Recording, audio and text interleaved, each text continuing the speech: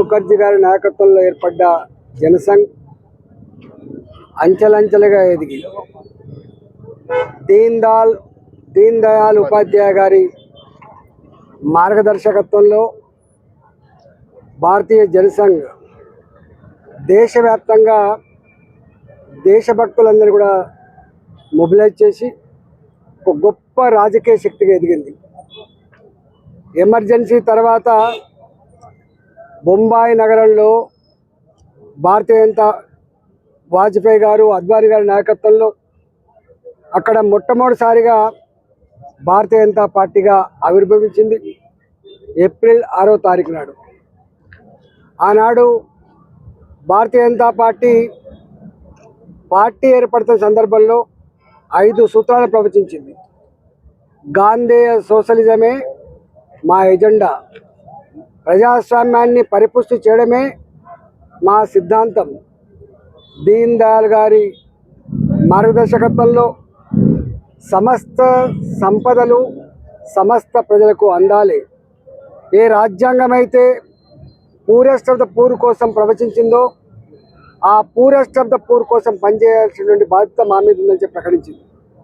4వది విలువలతో కూడినటువంటి రాజకీయాలు కావాలని చెప్పి ప్రవచించింది.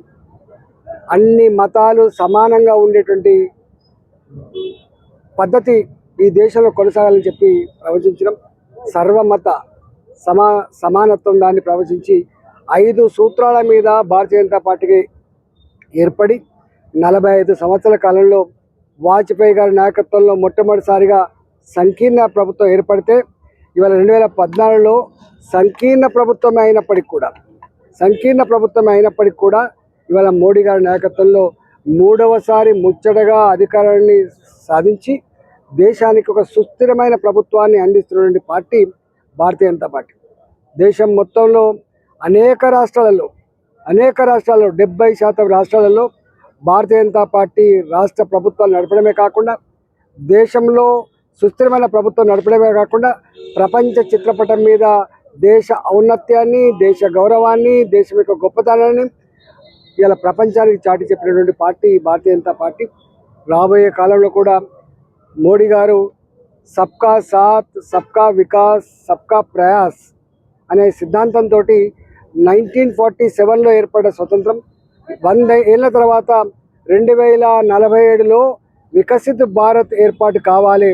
11వ ఆర్థిక వ్యవస్థగా ఉన్నటువంటి భారతదేశం 10 ఏళ్ల కాలంలో 5వ ఆర్థిక వ్యవస్థగా ఎదిగింది. రాబోయే కాలంలో 3వ ఆర్థిక వ్యవస్థగా ఎదగాలని, ప్రపంచంలోనే నంబర్ 1 దేశంగా ఎదగాలన్నటువంటి సంకల్పానికి పునాది వేసిన నాయకుడు నరేంద్ర మోడీ గారు.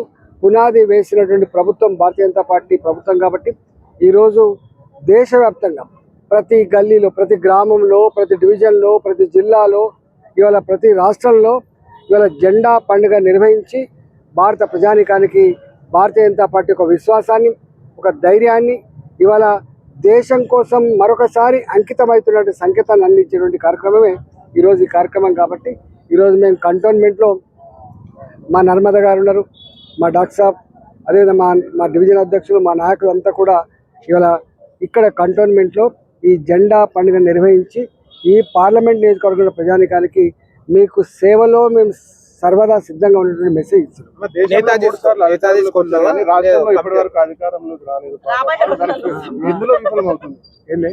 దేశంలో 3 సార్లు మీరు అధికారంలో పెట్టారు. రాష్ట్రంలో పార్లమెంట్ లో ప్రాతినిధ్యం ఉంది తప్ప అసెంబ్లీలో మీరు ఇప్పటివరకు అధికారంలో దాని గురించి అసలు ఈ మధ్య కాలం మీరు చూస్తూ ఉన్నారు. మొన్నటిసారి జరిగిన పార్లమెంట్ ఎన్నికల్లో 35% ఓటు సాధించి సగం ఎంపీ సీట్లను గెలుచుకొని రేపటి ఎన్నికలకి తెలంగాణలో ఏర్పడిపోయే ప్రభుత్వం భారతీయ జనతా పార్టీ ప్రభుత్వం అనేటువంటి ఒక మెసేజ్ ఉన్నది. ఇప్పటికే ప్రజలందరూ కూడా టీఆర్ఎస్ పార్టీని చూసినాం, దాని పరిపాలన ఏందో అనుభవం అయింది. కాబట్టి వాళ్ళకు మళ్ళీ ఓటేసే ప్రసక్తి లేదు. కాంగ్రెస్ పార్టీ 10 నెలల కాలంలోనే ప్రజాక్షేత్రంలో విఫలమైంది. కాబట్టి రాబోయే కాలంలో రాష్ట్రం సురక్షితంగా, సుభిక్షంగా అభివృద్ధి పదాలను నడవాలంటే ఇవాళ భారతీయ జనతా పార్టీ మాత్రమే నిజమైన పార్టీ అని చెప్పి ప్రజల భావన ఉంది. కాబట్టి రేపు ఎప్పుడు ఎన్నికలు వచ్చినా కూడా రేపు గెలిచే పార్టీ భారతీయ జనతా పార్టీ. మా నాయకత్వం అంతా కూడా, ఢిల్లీ నాయకత్వం అంతా కూడా సమగ్రమైన ఆలోచనతో, సమగ్రమైన ప్రణాళికలతో ఆ కార్యక్రమాన్ని కొనసాగిస్తుంది. రాష్ట్ర బీజేపీలో మన అధ్యక్షుడి మార్పు ఎప్పుడు ఉండబోతుంది? మా పార్టీలో 10 ఏళ్ళు 20 ఏళ్ళు వారసత్వంగా ఉండదు.